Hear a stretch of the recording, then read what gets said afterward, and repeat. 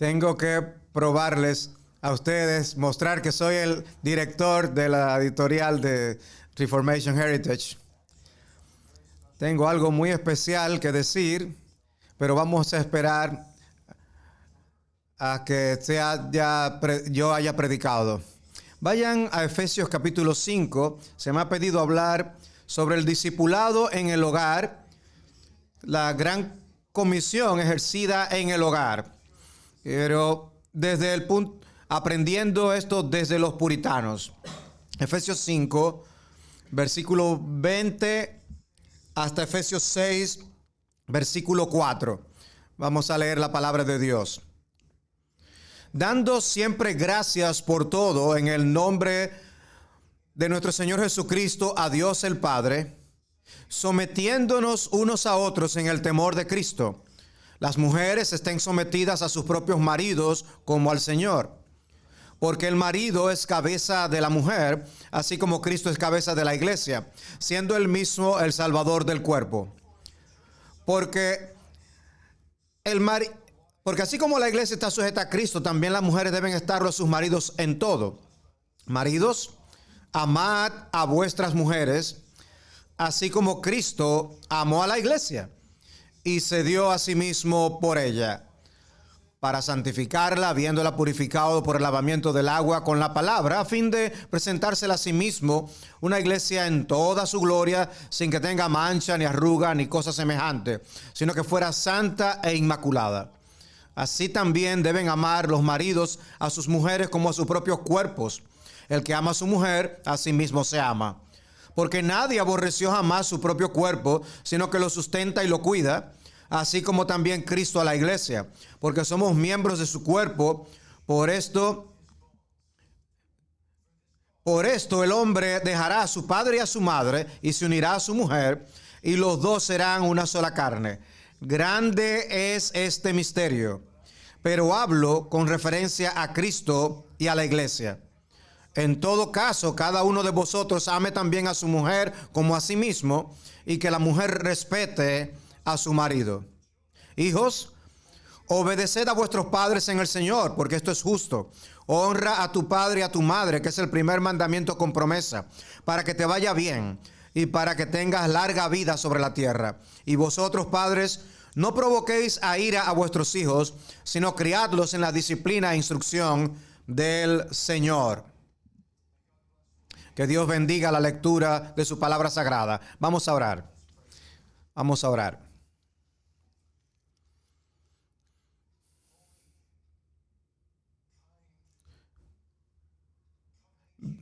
Dios, que guarda el pacto bueno y bondadoso, nos postramos ante ti este día, reconociendo que los corazones de muchas personas, pero sino también de los hijos, de los nietos, como los nuestros, nacen en pecado. Y tienen una necesidad constante de la gracia, como hemos leído. Te damos gracias por el testimonio fiel de aquellos que han ido antes de nosotros, especialmente en esta hora por los puritanos, porque temieron tu nombre y expresaron las acciones de la fe en la gran comisión a través de Jesucristo, por tu Espíritu, enseñando tu verdad de manera diligente dentro de sus hogares. Concédenos sabiduría para pastorear a nuestras familias con humildad, con paciencia, con perseverancia del Evangelio.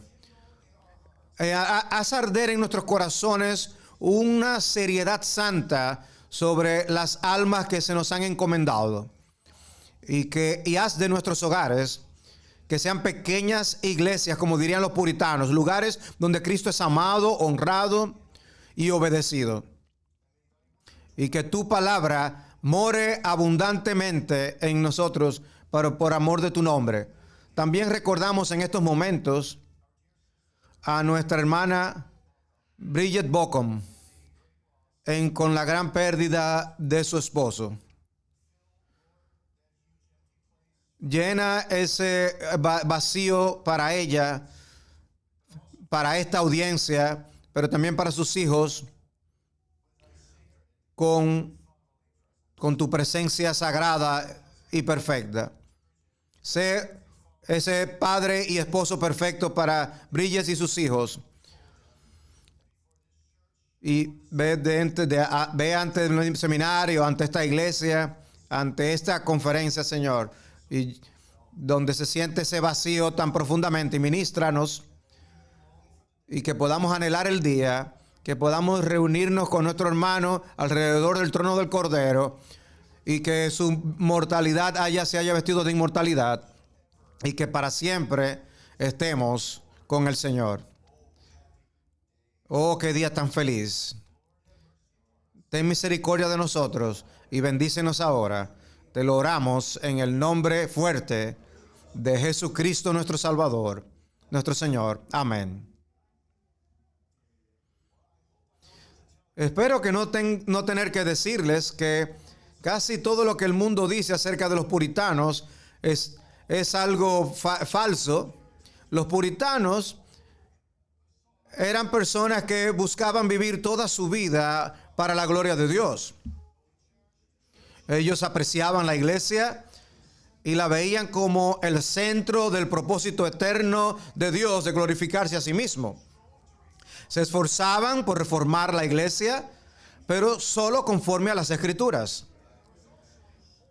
Y también había todo un esfuerzo de toda la vida de abrazar, de rodear sus propios hogares, familias, con ese centro de la sociedad que estableciera la piedra angular de la sociedad. Richard Greenham dijo: si queremos que la iglesia de Dios continúe entre nosotros, debemos llevar la iglesia a nuestros hogares y nutrirla en nuestras familias. A la hora de construir una visión del hogar, los puritanos no se basaban en las costumbres o en la cultura, sino, como en todo, ellos lo modelaban todo, sus matrimonios, su crianza, conforme a la palabra de Dios. La Biblia era su manual para el matrimonio. Como dijo J.I. Packer, fueron a Génesis para su institución, a Efesios, el capítulo que leímos, para su significado completo, a Levítico para su higiene, a Proverbios para su gestión, a varios libros del Nuevo Testamento para su ética, y a Esther, Ruth y Cantar de los Cantares para ilustraciones y ejemplos del ideal. Del mismo modo, los puritanos creían que una gran obligación de la iglesia era equipar y animar a los padres a criar a sus hijos de esa imagen maravillosa del matrimonio en el Señor. Por ejemplo, cuando los miembros de la congregación puritana de Dorchester en Massachusetts formaron la iglesia, el pacto de la iglesia, tenía una promesa solemne: reformar nuestras familias, comprometiéndonos a cuidar concienzudamente de establecer y mantener la adoración a Dios en ellas y a caminar en nuestras casas con corazones perfectos en el fiel cumplimiento de todos los deberes domésticos: educar, instruir y encargar a nuestros hijos y a nuestros hogares que guarden los caminos del Señor. Lo que quiero hacer en esta charla es simplemente que quiero tener dos puntos. En primer lugar, el punto de vista del discipulado de la Gran Comisión en el hogar con respecto al matrimonio como un medio de discipulado mutuo entre esposo y esposa. Y luego, en segundo lugar, la paternidad como un medio de multiplicar discípulos por la gracia del Espíritu Santo. Así que dos pensamientos: el matrimonio es un medio de discipulado mutuo, la paternidad como un medio de multiplicar discípulos. Los puritanos decían que la unión matrimonial formaba una unión sagrada entre el esposo y la esposa, lo que implicaba la responsabilidad y la oportunidad de ayudarse mutuamente a crecer como discípulos de Cristo. y presentaban tres maneras principales de hacerlo. Lo primero era que el matrimonio puede promover el discipulado mediante la amistad piadosa. Como dice Pablo, ellos deben ser compañeros, los mejores amigos al seguir a Cristo. Me encanta la definición de Richard Baxter del matrimonio. Él dice: es una bendición tener un amigo fiel que te ama por completo, que es tan sincero contigo como tú mismo, a quien puedes abrir tu corazón y comunicarle tus asuntos, y que está dispuesto a fortalecerte y a compartir contigo las preocupaciones de tus asuntos y tu familia, a ayudarte a llevar tus cargas, a consolarte en tus penas, a ser el compañero diario de tu vida y a participar de tus alegrías y tus tristezas.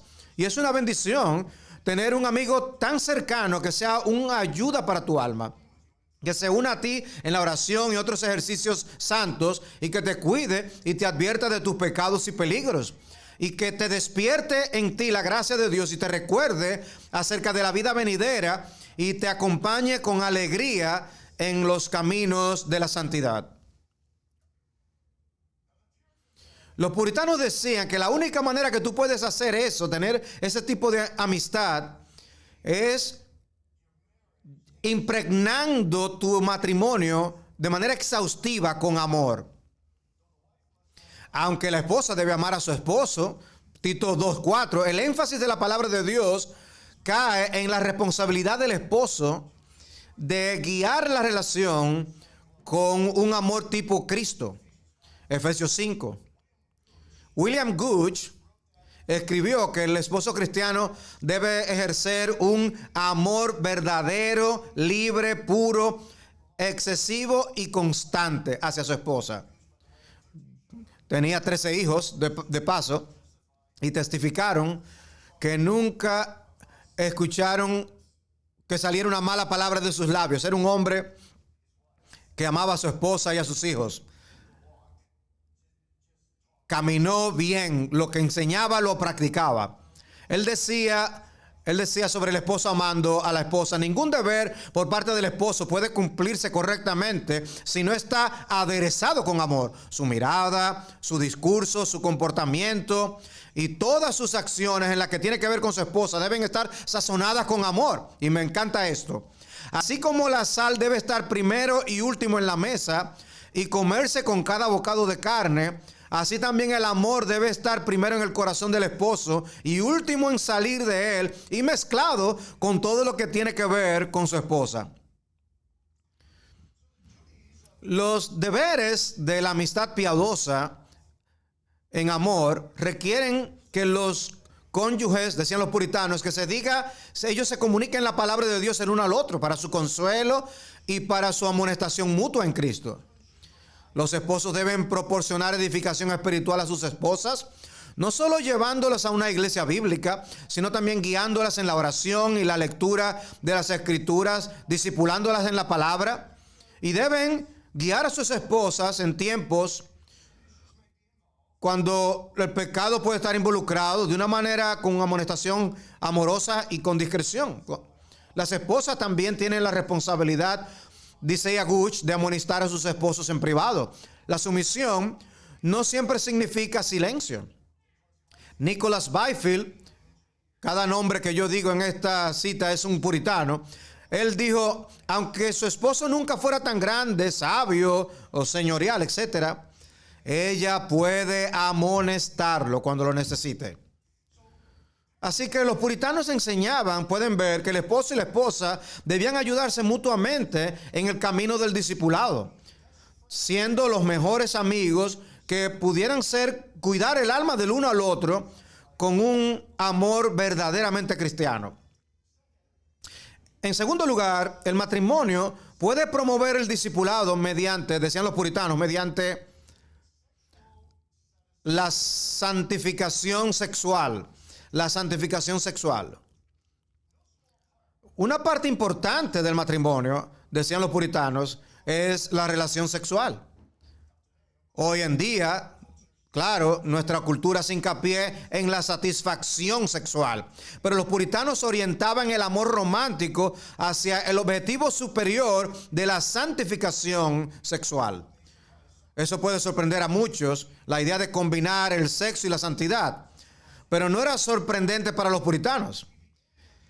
Desde los inicios de la iglesia primitiva, la idea se prevaleció errónea de que el sexo incluía cierto pecado, pero los puritanos, siguiendo los pasos de los reformadores, negaron esa visión negativa del sexo dentro del matrimonio y lo celebraron como un buen regalo de Dios, aún más allá de lo que dijeron los puritanos. Ellos escribieron 29 libros sobre el matrimonio y con este tema.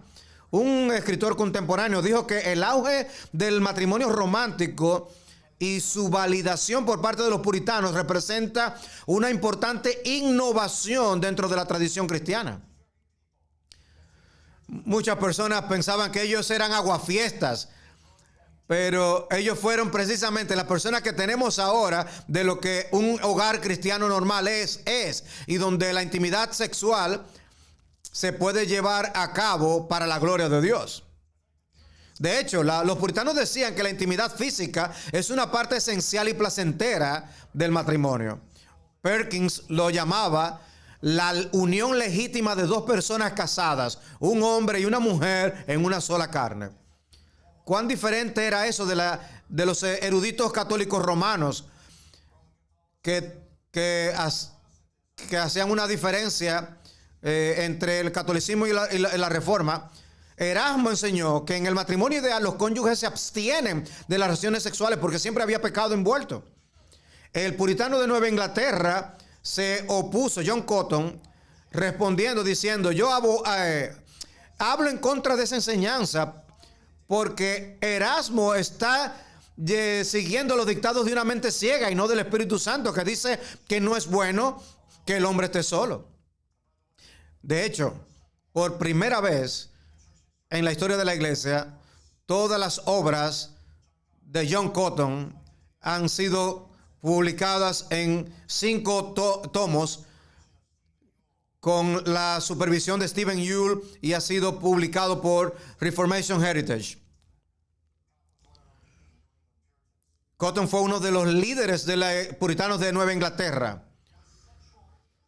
En un mundo enloquecido por la inmoralidad sexual, una relación sexual que glorifica a Dios, una relación sana entre marido y mujer, decían los puritanos, puede ser una fortaleza de seguridad para quienes buscan sinceramente la santidad.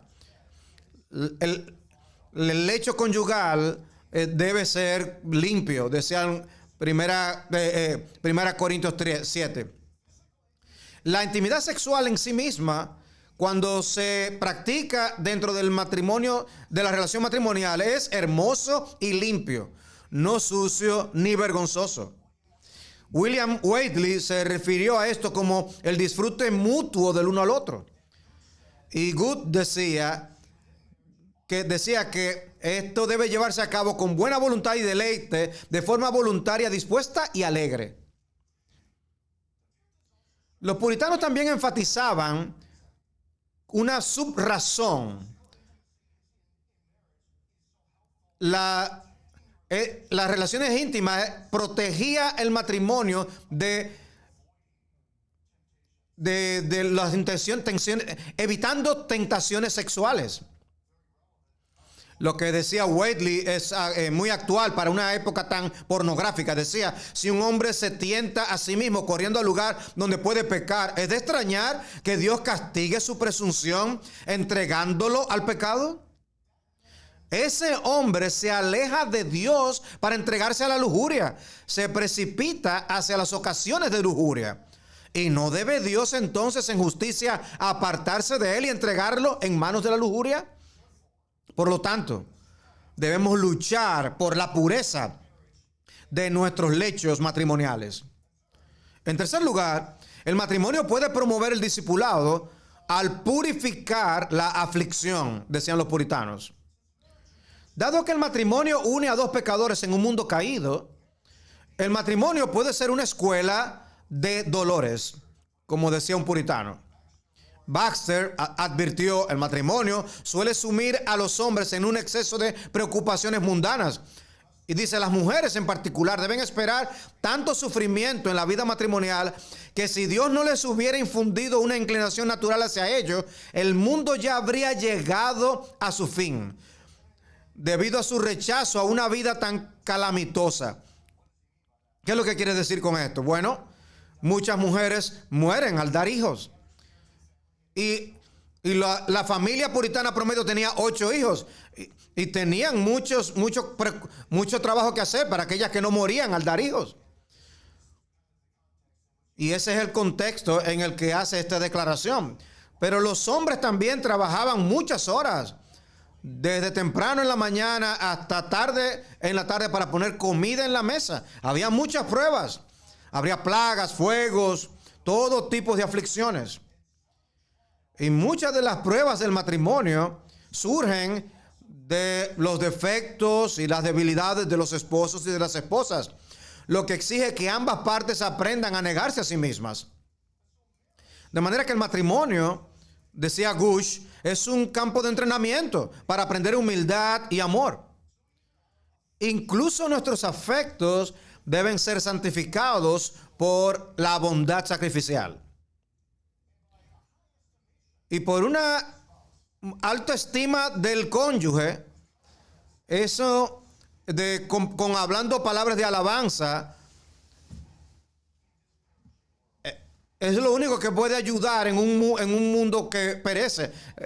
Decía Gush, si un hombre tiene una mujer que no es tan hermosa ni adecuada, sino que tiene alguna deformidad en su cuerpo, alguna imperfección en su habla, vista o en alguna parte de su cuerpo, aún así debe sentir afecto por ella y deleitarse en ella, como si fuera la mujer más hermosa en todos sus sentidos, la más completa, porque está casado con ella. Ese es su deber. Por otro lado, Isaac Ambrose escribió: una esposa debe ser mansa, apacible, gentil y obediente, aun cuando esté casada con un esposo torcido, perverso y profano, porque está casada con él en la providencia de Dios. Estos no son principios fáciles de seguir. Y el punto de los puritanos es algo que perdemos de vista hoy. Hubiera menos consejería si lo aprendemos. Esposos, no es tu deber ver cómo ella te está tratando a ti. Tú debes amarla a ella como Cristo amó a la iglesia. Y esposa, no es tu deber tratar de ver cómo Él te está tratando a ti. Es tu deber mostrarle ese tipo profundo de respeto y sumisión que una esposa debe mostrar a su esposo, como la iglesia debe mostrarlo a Cristo. Así que ambos cónyuges en el matrimonio se enfocan en su propio deber y no en lo del otro. Por eso es que hay si cumplen su deber, se disiparían muchos de los problemas del matrimonio. Hemos perdido también la pérdida de esposa, pero también la pérdida de hijos. La familia promedio, aunque tenían 8 hijos, perdían 4, el 50% antes de que llegaran a la adultez. Y sin embargo, pasar por estos valles de lágrimas era algo que santificaba. Decía Ebenezer Eskin, estaba leyendo su diario y me encontré con este párrafo. Después que había enterrado a su primera esposa,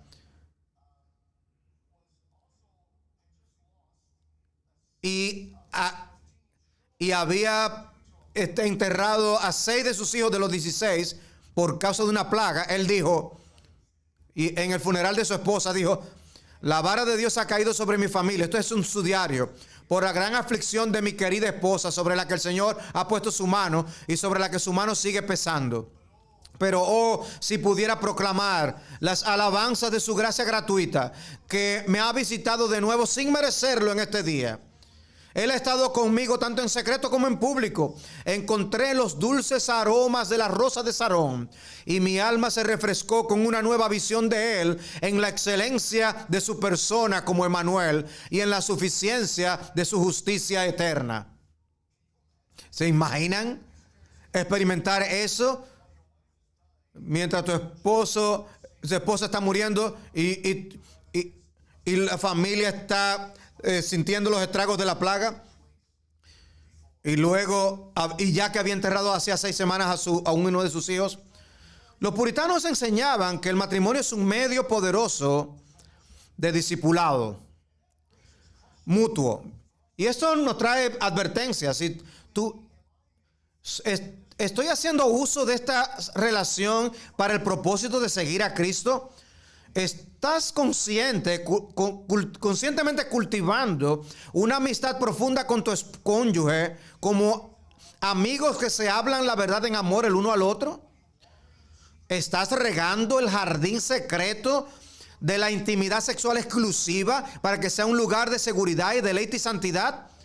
¿O se han roto los muros de ese jardín, abriendo el camino a la intrusión de seductores y depredadores?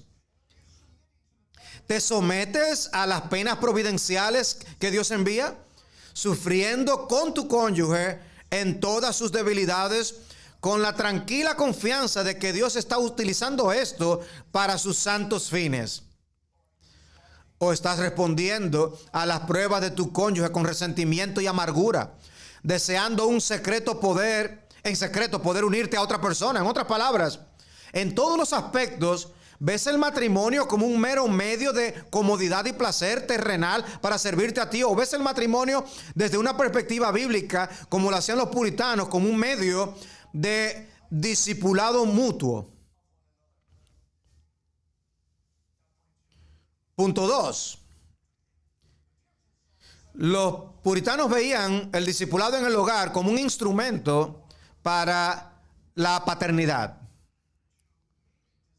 para hacer discípulos por la gracia del Espíritu Santo en sus hijos, multiplicando esos discípulos, teniendo una abundancia de hijos. Cuando te sientas con tu esposa y le haces la pregunta, después que tu último hijo ha nacido, ¿te sientes ya lo suficientemente fuerte de que si fuéramos a tener intimidad y sales embarazada, podías tener otro hijo? Y si la esposa decía, sí, yo no me siento completamente preparada, pues dame algunos meses. Pero si decía que sí, tratarían de tener otro hijo. Y no simplemente lo hacías por ti mismo. Y no hablabas de esta manera. Hey, ¿cuántos hijos tú quieres tener, mi esposa? 3. Yo quiero 5. Ok, vamos a tener 4 promedio. No, los puritanos hubieran estado molestados con un lenguaje así. Porque cada vez que la matriz es abierta, es un regalo de Dios. Tú debes tener más hijos. Tú permites que tu esposa sea una vid fructífera, lo que Dios capacite dar y para lo que tenga fortaleza.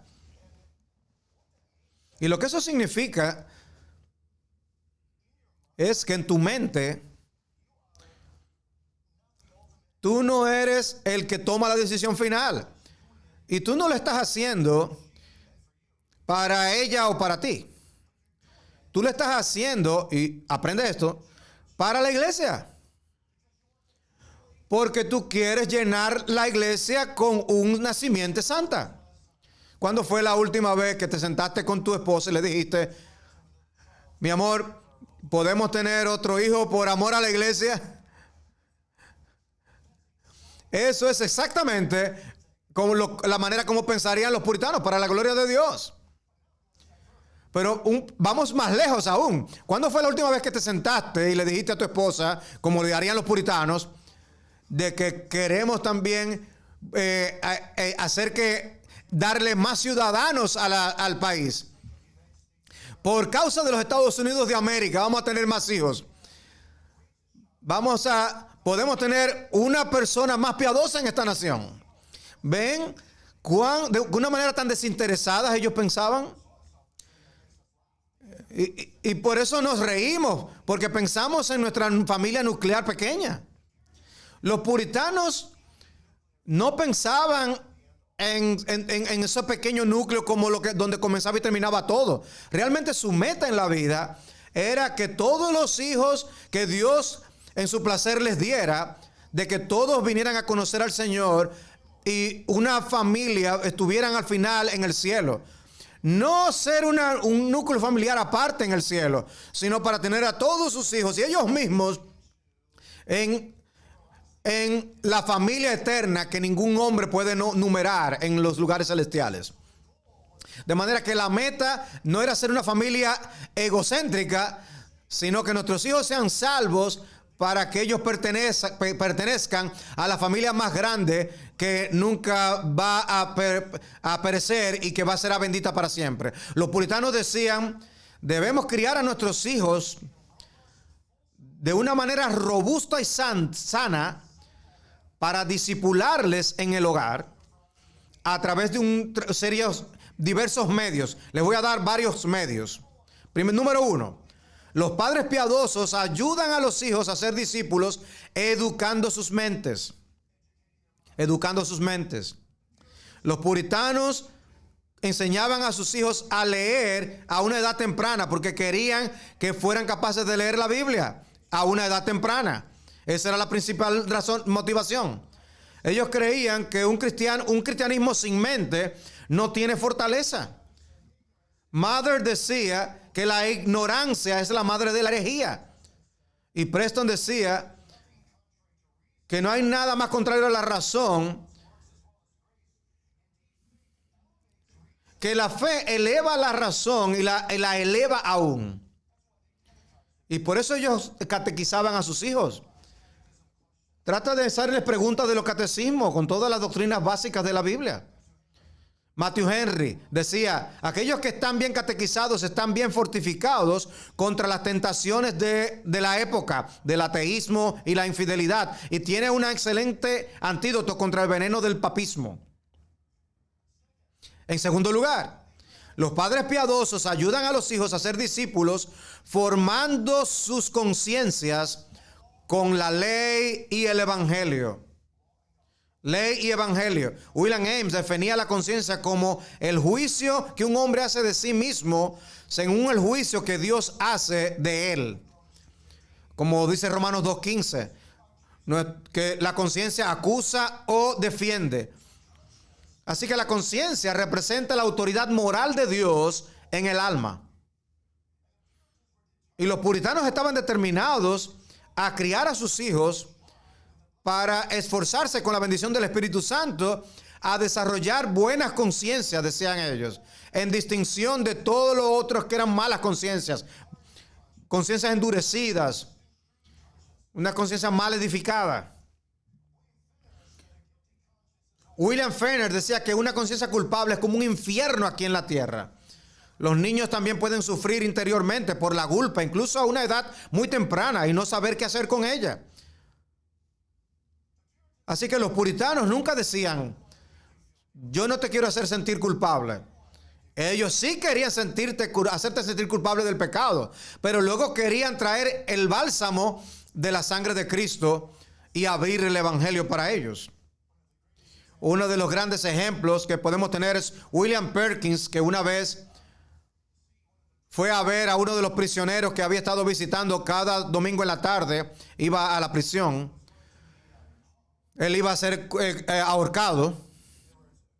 Había un grupo de personas alrededor del evento y Perkins estaba allí. El hombre iba subiendo las escaleras hacia donde iba a ser ahorcado y estaba temblando. Y Perkins le dijo, ¿estás temeroso, hombre? Y el hombre dijo, sí. Y le dijo, ¿tienes miedo de morir? Y el hombre dijo, no. Pero tengo temor de lo que viene después de la muerte. Salva tu alma, le dijo Perkins. Baja de nuevo. Y le dejaron bajar. Y Perkins le puso su mano sobre él y empezó a orar por la monstruosidad del pecado y de la suciedad del pecado y cómo el pecado nos destruye.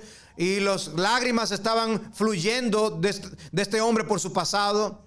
Y luego Perkins continuó en su oración acerca de hablando del evangelio, y el hombre recibió a Cristo en esos momentos por la gracia del Espíritu Santo. Subió otra vez y después empezó a hablar por un momento Y se le dio permiso si podía hablar allí. Y lo hizo y dijo, todos ustedes necesitan ser salvos como yo ahora estoy salvo. Hay lugar en Cristo para el peor de los pecadores. ¡Wow! ¡Qué gran historia!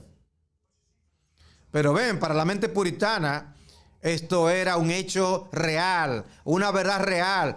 Querían llevar a los hijos a ver la fealdad del pecado, pero también ver la belleza de la gracia que se promete en Cristo. Les hieres la conciencia con la ley y luego las sanas con el evangelio. Llamar a los hijos una y otra vez a la fe y al arrepentimiento. En tercer lugar, les enseñaban también en cuarto lugar, le llamaban a la santidad. Le dirían a sus hijos, ustedes deben andar por el camino de la santidad en gratitud, servicio, obediencia, amor y abnegación. Deben conocer el ejercicio continuo de las gracias de Dios y aprender el arte espiritual y la disciplina de la oración si van a ser santos. En cuarto lugar, los padres piadosos ayudan a los hijos a ser discípulos dándoles un ejemplo santo.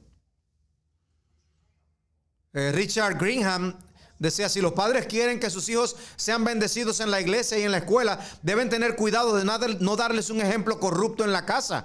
La experiencia nos enseña que a los hijos les gusta o les disgusta más por el semblante, los gestos y el comportamiento que por cualquier regla, doctrina o precepto o instrucción. En otras palabras, como decimos hoy, mamá, papá, el libro de tu vida es el segundo libro más importante después de la Biblia que tus hijos van a leer. En quinto lugar, los padres piadosos ayudan a los hijos a ser discípulos, disciplinándolos con corrección. Los puritanos eran modestos al azotar a sus hijos. Lo hacían rápidamente cuando no tenían arrepentimiento, cuando habían cometido pecado. Decían que este azote no debía dejar marca en el cuerpo, pero debía ser a nivel del mandamiento que ha sido desobedecido. Los azotes debían aplicarse con amor, compasión y autocontrol. Y a tus hijos,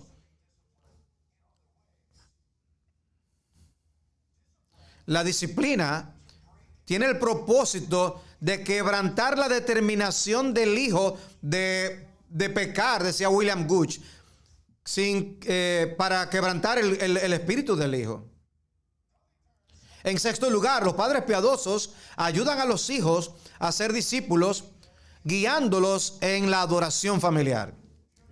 Los puritanos, como decía, a menudo llamaban a la casa una pequeña iglesia. Y esa iglesia, entre comillas, debía ser vista como una adoración, debe verse en la adoración familiar. Llamamos a la familia a adorar también suena la campana para adorar.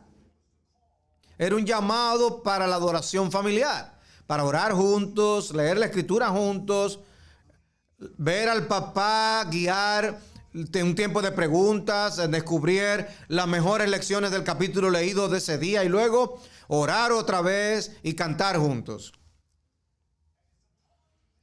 Y era el ministerio público de la escritura, como decían, lo que le llamaban el corazón de la iglesia, lo que le llamaban un sistema de circulación. En todo salón del hogar y en el corazón del hijo. De manera que no solamente observan fe los domingos, sino que estaban inmersos en una vida de fe diariamente en adoración familiar.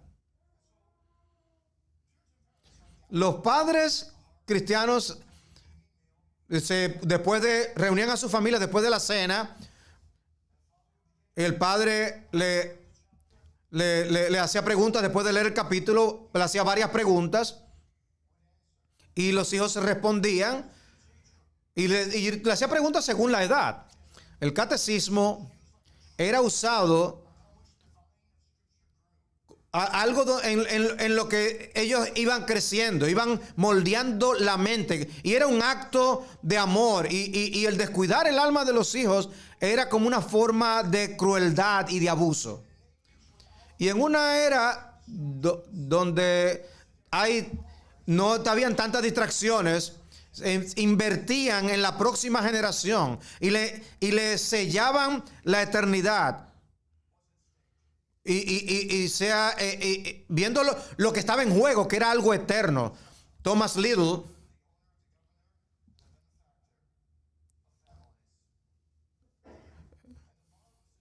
el padre decía, tomaban la verdad del capítulo que le enseñaban y lo aplicaba, lo hacía que fuera real para sus hijos.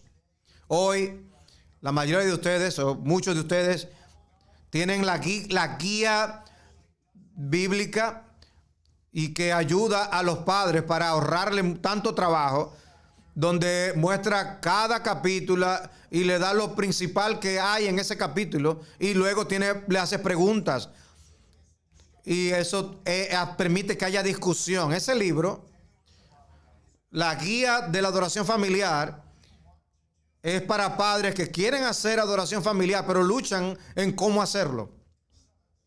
En séptimo lugar, los padres piadosos ayudan a los hijos a ser discípulos, preparándolos para el culto público. En el Catecismo Mayor de Westminster dice, se requiere de aquellos que escuchan la palabra predicada, que la atiendan con diligencia, preparación y oración, examinen lo que oyen con las escrituras, reciban la verdad con fe, amor, mansedumbre y disposición de ánimo como la palabra de Dios, mediten y la consulten en sus corazones y den fruto de ella en sus vidas.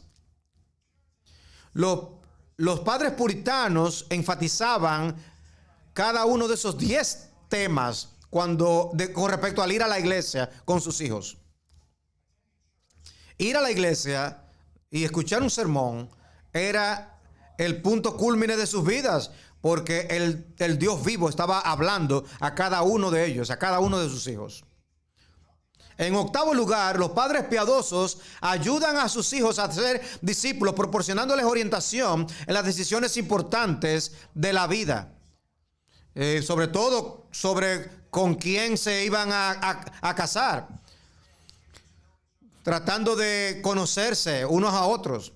Los padres cristianos no solo se preocupan por formar a sus hijos en la sabiduría y una vocación futura. Se les enseñaba a consultar con sus padres. ¿Qué ustedes me conocen bien? ¿Qué ustedes me esperan verme a mí haciendo? En noveno lugar, los padres piadosos ayudan a sus hijos a ser discípulos, inculcándoles una perspectiva eterna. Mi padre decía en oración cientos de veces, Señor, haz que nuestra vida no sea otra cosa que una preparación para encontrarte a ti en la justicia y santidad y la perfección de Cristo en el día del juicio. ¿Qué estaba haciendo mi padre?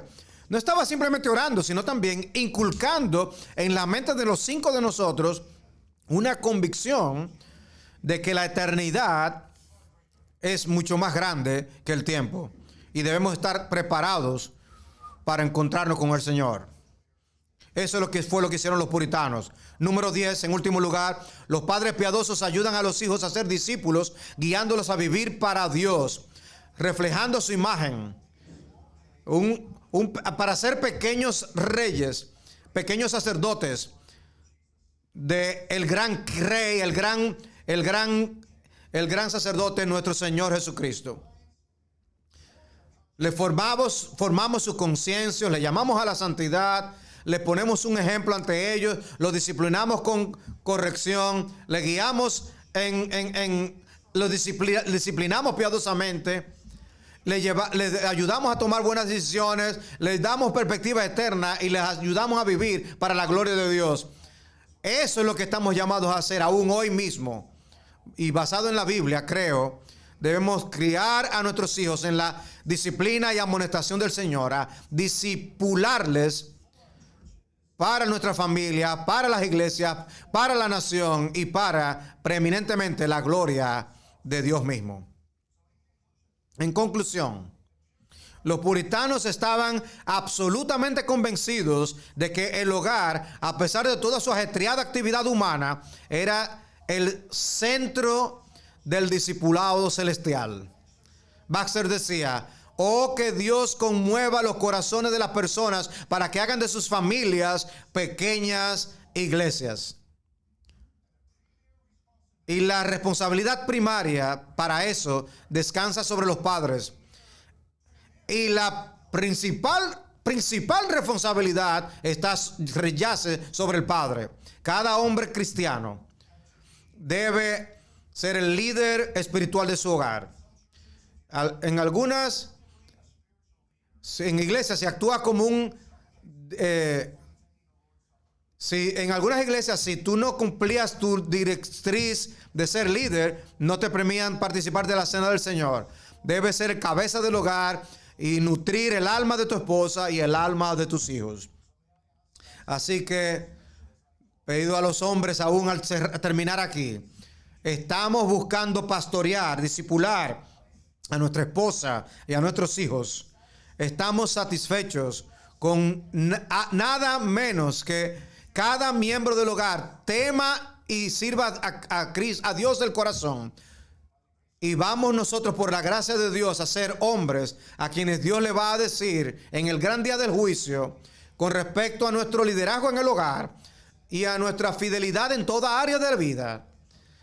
Por la abundancia de su gracia, bien, buen siervo y fiel, entra en el gozo de tu Señor. Amén. Vamos a orar. Gran Dios, pedimos tu bendición sobre esta charla y sobre nuestros esfuerzos débiles de discipular a nuestras esposas y a nuestros hijos en el temor y disciplina del Señor. Perdónanos todos nuestros pecados y ayúdanos a seguir a los puritanos según ellos siguieron a Cristo y a tomar en serio el llamado. Y ayúdanos a imitar a estos hombres piadosos, discipulando a tus hijos en estas 10 maneras y aún más. Ayúdanos a ser fieles para amar las almas de nuestras esposas y nuestros hijos con un gran amor, con compasión de sumos sacerdotes y con la enseñanza y la guía de reyes. En el nombre de Jesús te lo oramos. Amén.